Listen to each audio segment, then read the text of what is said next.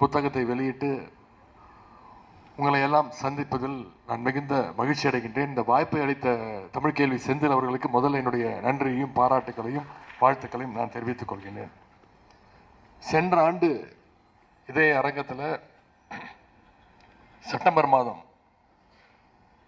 ஆழி பதிப்பகத்துடைய தேர்தல் 2024 மீளும் மக்களாட்சி என்ற நூலை இதே மேடையில் உரையாற்றுகின்ற அந்த வாய்ப்பை பெற்றேன்.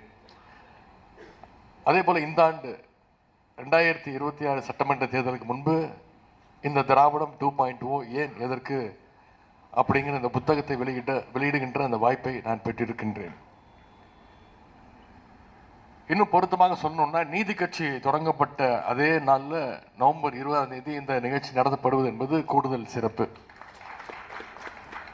நிகழ்ச்சியுடைய அழைப்புதழில் என்னுடைய பெயர், பள்ளிக்கல்வித்துறை அமைச்சருடைய பெயர்,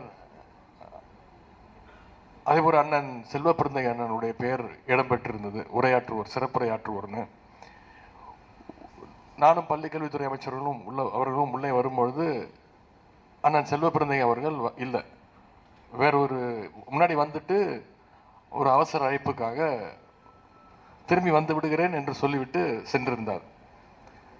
அதன் பிறகு ஒவ்வொருத்தராக பேச ஆரம்பிச்சிட்டோம். கடைசி வரைக்கும் இவர் வரமாட்டார் போல இருக்கு. இவர் வருவாரா மாட்டாரா நிகழ்ச்சிக்கு?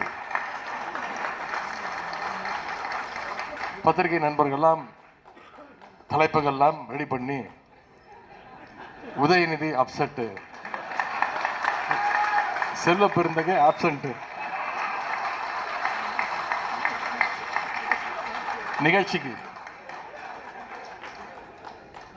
தலைப்பெல்லாம் ரெடி பண்ணி வச்சிருந்தாங்க.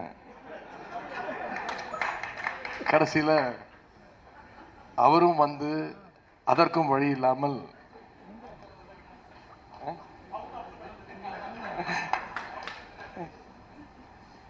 எனவே அவர் குறிப்பிட்டது போல நிச்சயம் அண்ணன் செல்வ பிறந்தகை அவர்களும் சரி, அந்த இயக்கமும் சரி, கரெக்டான நேரத்தில் எங்கே வரணுமோ போனால் தானே வர முடியும்.